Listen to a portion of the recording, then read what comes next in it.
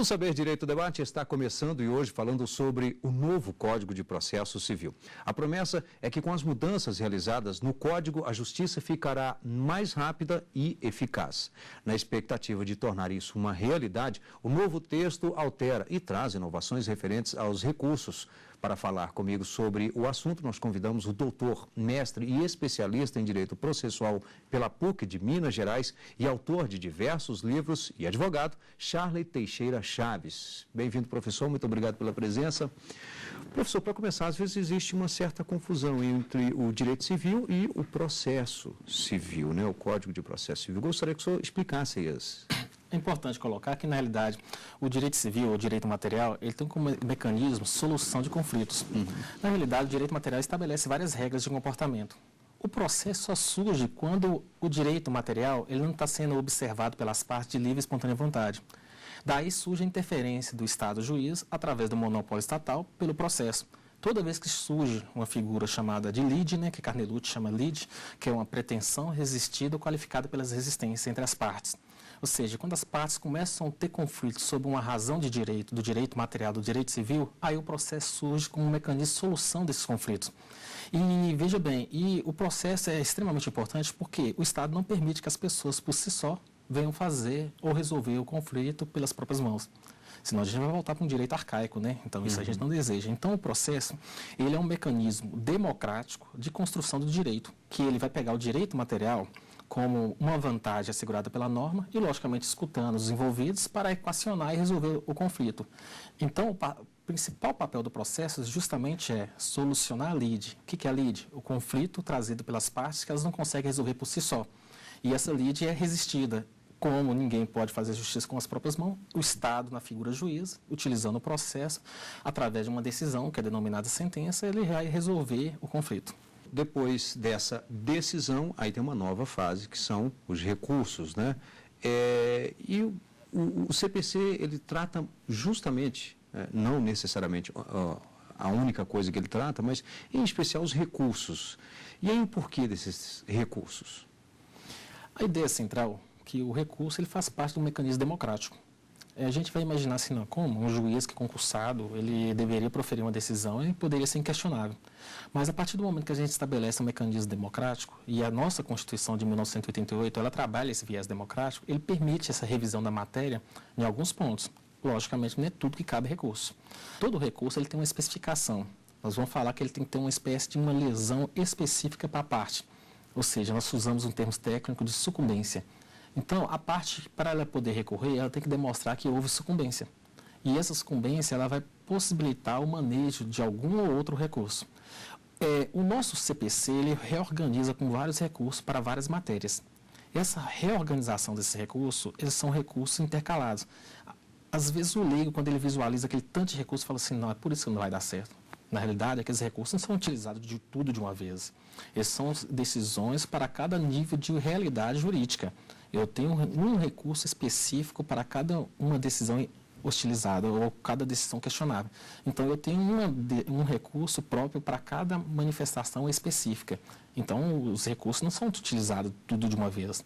Então, é essencial o recurso, por quê? Porque nós temos decisões que o julgador ele pode se equivocar sobre a compreensão de uma matéria jurídica, e eu tenho uma matéria jurídica que, por exemplo, que ela, para atender a sociedade, ela tem vários critérios. Eu tenho normas jurídicas que eu gosto de explicar o seguinte, que a norma jurídica seria a minha mão, e os meus dedos seriam as suas interpretações.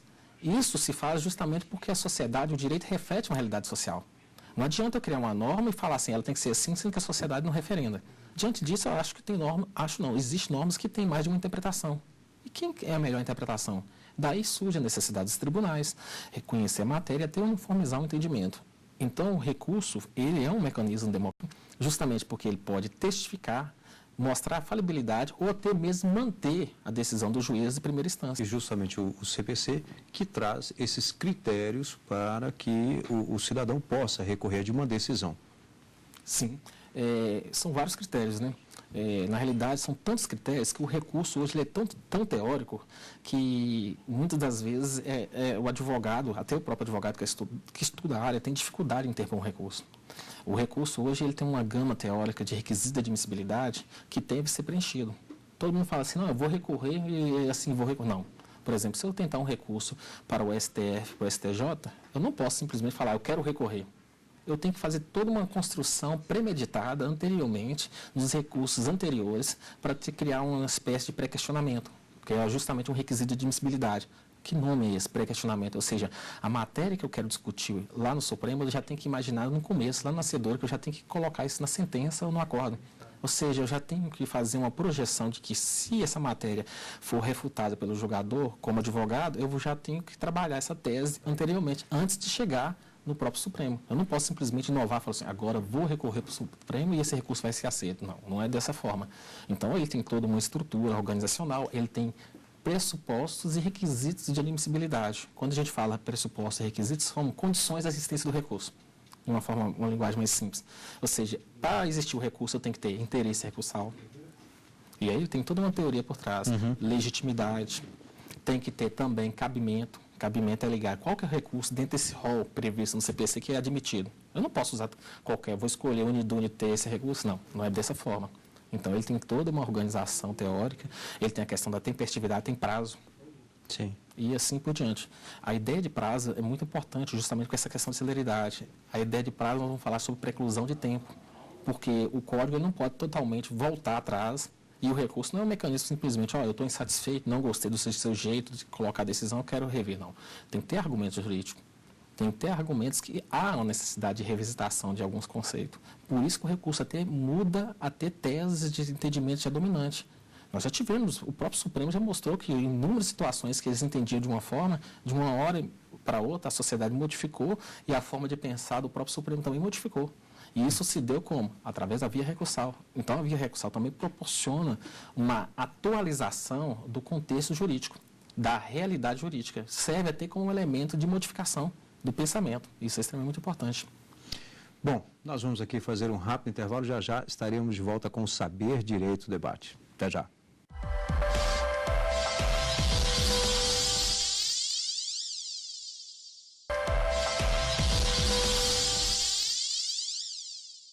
Estamos de volta com o Saber Direito Debate, hoje conversando com o professor Charley Chaves. Professor, o senhor comentou sobre os recursos no bloco anterior e, pelo menos ao meu modo de vista aqui, defende os recursos, assim como eu também, claro, todo mundo tem o direito de se defender. Mas, às vezes, não fica, a justiça brasileira não tem, assim, muitos recursos, e aí isso acaba atrasando um pouco o final do processo? Na realidade, existe uma gama de recursos, como eu tinha colocado, mas que são recursos específicos. Eu não tenho, por exemplo, eu tenho apelação, mas que eu não vou usar a apelação com agravo de instrumento ao mesmo tempo, nem com embargos infringentes, que não existe mais no novo CPC, né? Bem como com recurso especial extraordinário. E eu tenho outros mecanismos também que vão ajudar a tentar eliminar o manejo do recurso. O novo CPC ele vai trabalhar algumas questões interessantes. Quando, por exemplo, eu aumento por 2 recursos, ele vai falar o seguinte: se eu uso um embargo de declaração, que ele interrompe o prazo, o que é isso? Interrompe, ele zera o prazo e possibilita eu reiniciar o recurso. E eu posso sempre utilizar o embargo de declaração. Para evitar o chamado recurso procrastinatório ou protelatório, ele fixa a multa. E isso aí está Aquele tem o único objetivo de ficar atrasando uma decisão, resultado mesmo daquele... Justamente, sem falar que pode ser o profissional condenado, litigância de má-fé. E o agravo interno também, no novo CPC, vai criar essa multa até de 1% a 5% revertido para a outra parte, desde que for reconhecido de forma unânime.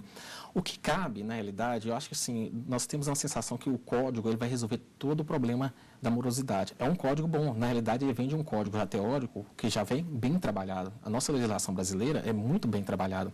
O viés recursal é essencial justamente porque a gente percebe que, através dos recursos, tem criado outras realidades jurídicas e modificado até paradigma. A sociedade nossa tem vários temas polêmicos que somente se evolui através de uma figura do recurso.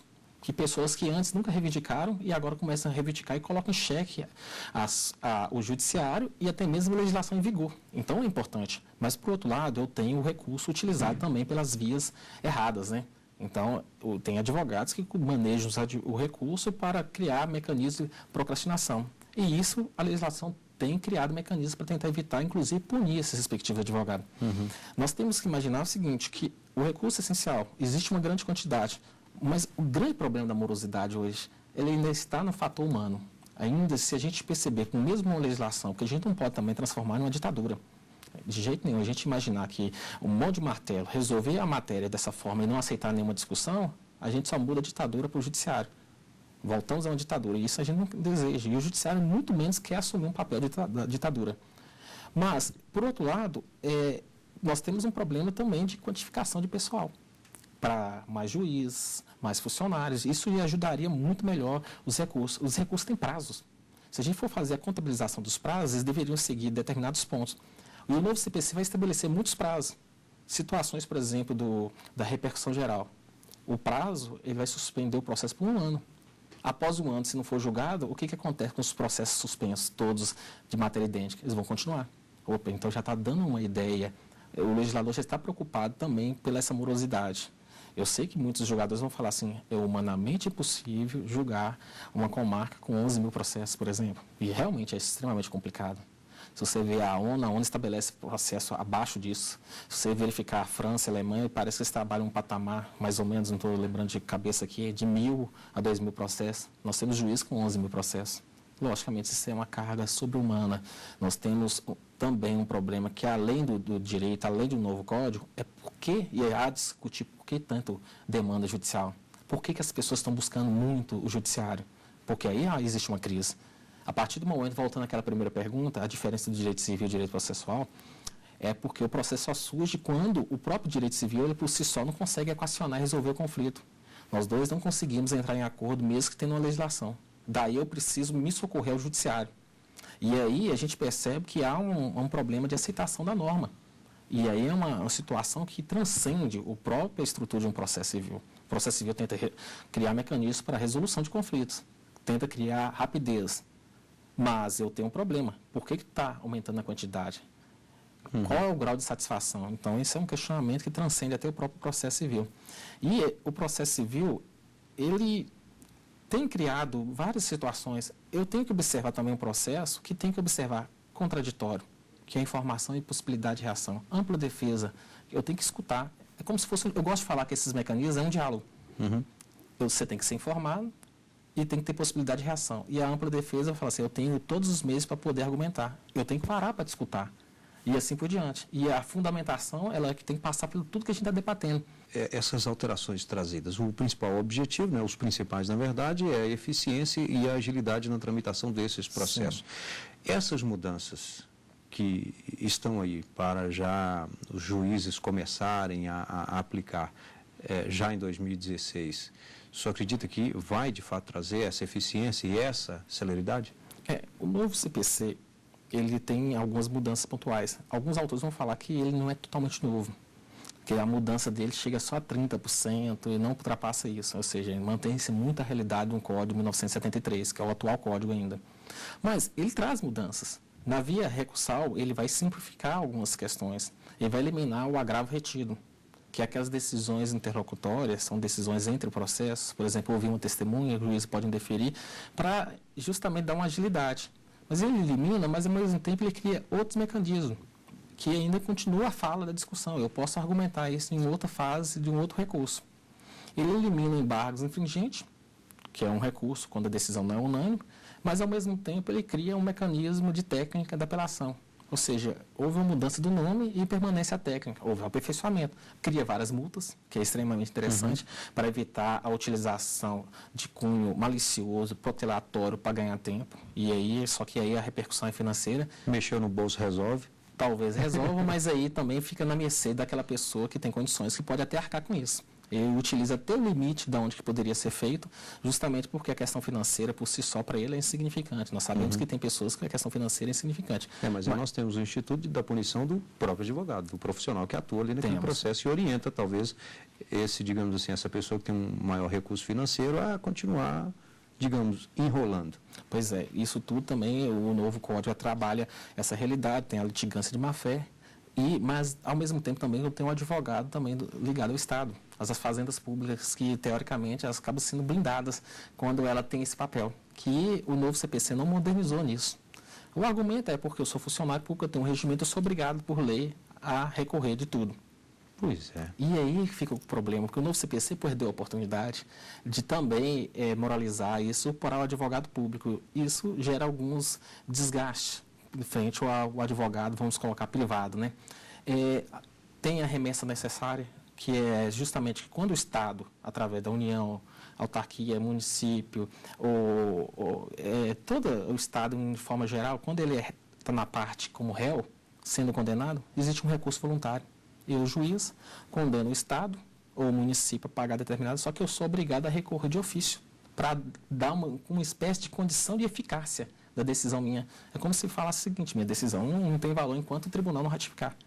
Isso é extremamente problemático no paradigma de olhar do outro lado do Estado. E aí também o novo código ele pecou nesse sentido. Então ele traz algumas mudanças pontuais, mas ao mesmo tempo também ele obriga a fundamentação da decisão do juiz. Uhum.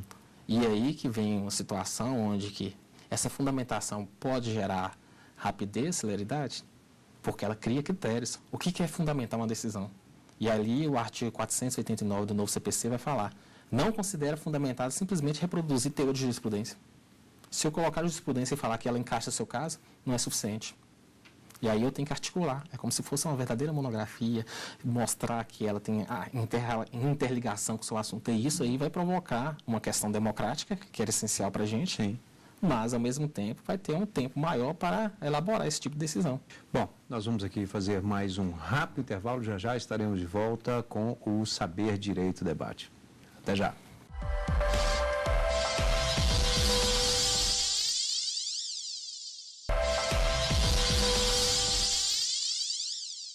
Estamos de volta com o Saber Direito Debate, hoje conversando com o professor Charles Chaves, ele que ministrou aqui durante a semana no Saber Direito aulas, né, sobre o novo CPC. O novo CPC que inclusive entra mesmo em vigor a partir de 2016. Mas já tem algum juiz aplicando algumas regrinhas já ou definitivamente não pode? Na realidade, tem muitas regras do novo CPC que seriam regras constitucionais. Então, ele traz algum aparato sobre o princípio do contraditório, sobre o ato de cooperação, que já poderia ser aplicado. A própria fundamentação que o novo CPC é muito elogiado sobre como ele fundamenta, é muito bacana. E eu não precisaria do novo CPC para demonstrar que fundamentar deveria ser dessa forma. Então, poderia ser aplicado. Agora, uma coisa interessante é que, apesar do novo CPC ainda não entrou em vigor, já tem projetos na Câmara tentando modificar o CPC. E isso realmente gera inquietação. Ora, o novo CPC criou o juízo de admissibilidade. O que é isso? É como se fossem os requisitos de triagem do recurso. Eu gosto de comparar ao hospital, que eu tenho uma triagem para atender os pacientes. O atual CPC 73, essa triagem é feita pelo juiz e depois pode ser feita pelo tribunal. Quando o juiz não concorda, cabe recurso. O novo CPC falou assim: não, aquele que prolata a decisão, o juiz, não tem mais essa triagem de juiz de admissibilidade. Só o tribunal poderá ser feito. O que acontece? Está sendo discutido na Câmara dos Deputados, parece que já teve até uma votação, que eles estão querendo reverter esse juízo de admissibilidade, justamente alegando que sem essa filtragem feita pelos tribunais, os tribunais superiores vão abarrotar de recurso. Então, já está tendo um questionamento sobre o novo CPC antes de sua entrada em vigor, né? Isso atrasaria a aplicação dele para 2016 ou não altera em nada? Vai depender... Ou nesse ponto em especial, talvez, aí teria um novo período. O problema que é lastimoso de tudo isso, porque o novo CPC, por mais que tudo, ele passou por uma discussão ampla.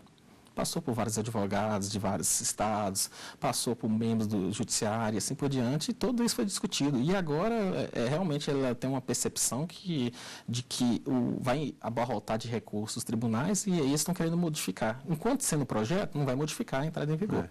Mas pode acontecer que o Poder Legislativo consiga desenvolver rapidamente e modifique a realidade, ou seja, o código já vai adentrar retalhado, modificado. Ou seja, nós vamos ver como que é preocupante o Código Processual Civil. E aí, talvez seja por interesse, talvez seja por medo. Eu percebo que não faz diferença. Antes, no atual CPC, quando eu tinha o juiz de admissibilidade com o juiz da primeira instância, quando ele não admitia, eu tinha um recurso. Ele subia de toda forma através do recurso. Mas se ele não vai, tem uns que manejam, tem outros que não, aí seria uma questão dessa análise. Se pensar dessa forma, realmente funciona essa filtragem. Mas a ideia do recurso, quando você vai direto para o tribunal, eu elimino um recurso e o tribunal me dá uma resposta mais rápida.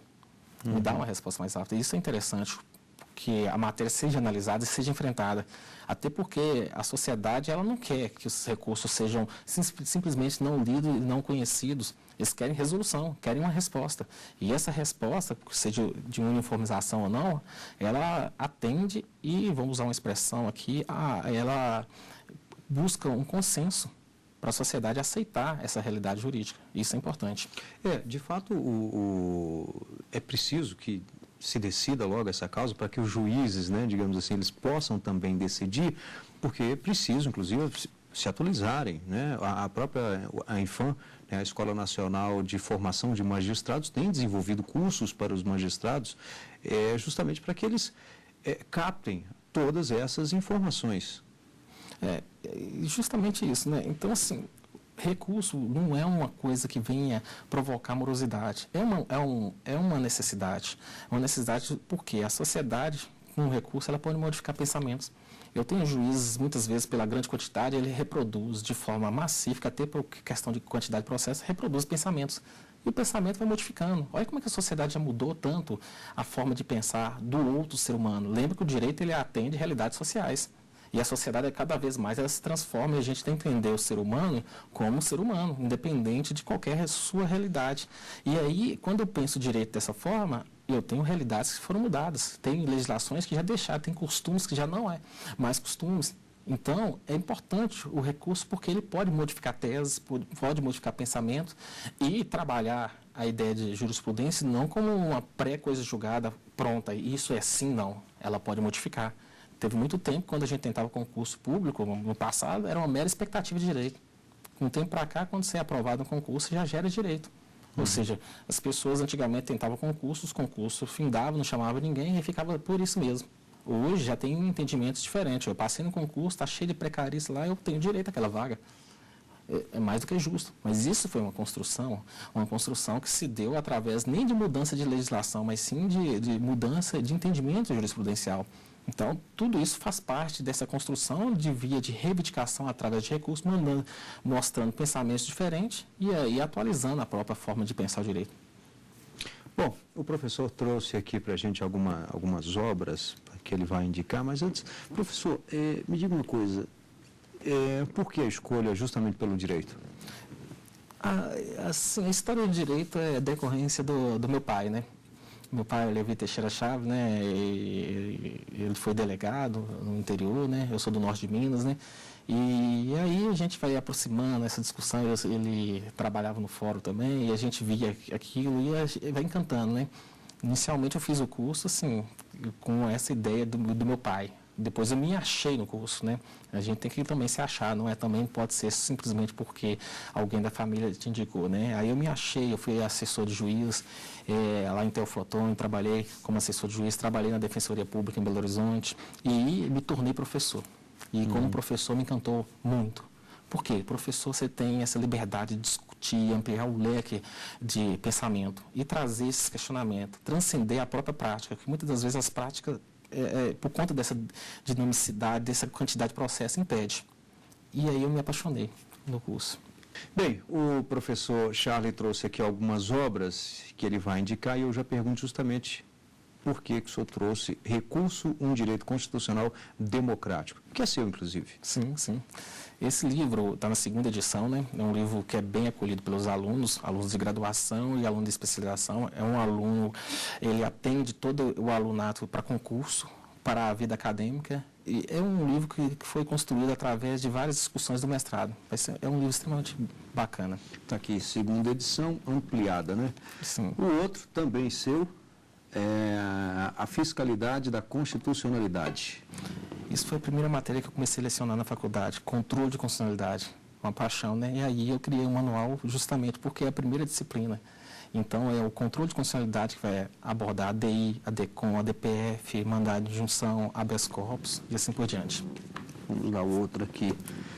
Também do professor Charles Chaves, que é o povo e o Tribunal do Júri. Sempre um tema também bastante interessante, né? O Tribunal do Júri. Na realidade, trata-se da minha tese de doutorado. É um livro totalmente iconoclástico, que ele traz toda uma visão do que é tribunal do júri, não só na visão criminal, como na visão civil, porque ele faz toda uma abordagem do modelo de outros países, e é um livro que vai trazer uma visão totalmente moderna. Vamos lá, aqui nós temos um outro também do professor Charley Teixeira Chaves, que é o Ministério Público como instituição permanente popular. Está aqui, os sujeitos processuais no direito democrático. Esta é a obra que ele indica e eu pergunto mais uma vez, por quê? Esse livro do Ministério Público é a minha dissertação de meu mestrado. Na realidade, eu tento justificar por que a Constituição chama o Ministério Público de instituição permanente popular. E aí eu vou teorizar com filosofia e justificar esse slogan que a Constituição coloca. É um livro extremamente bacana. Está aqui o prefácio do Fernando Horta Tavares. Nós temos aqui uma última indicação, professor. O curso Teoria Geral do Processo, também seu, né, de acordo com o novo CPC. Essa é a segunda edição do meu livro de Teoria Geral do Processo. O livro, a primeira versão já esgotou, né? Ele trata justamente de toda a teoria geral do processo. Ele está na segunda edição. Ele é para aluno de graduação, para aluno de pós-graduação e também para concurso público. Tá, então, professor Charley, muito obrigado, tanto pelas aulas quanto pela nossa conversa aqui, pelos esclarecimentos. E lembro que você também pode participar. O nosso endereço é saberdireito@stf.jus.br, e para você assistir a este e outros programas da TV Justiça é fácil, basta você acessar o site tvjustiça.jus.br. Obrigado e até o próximo encontro.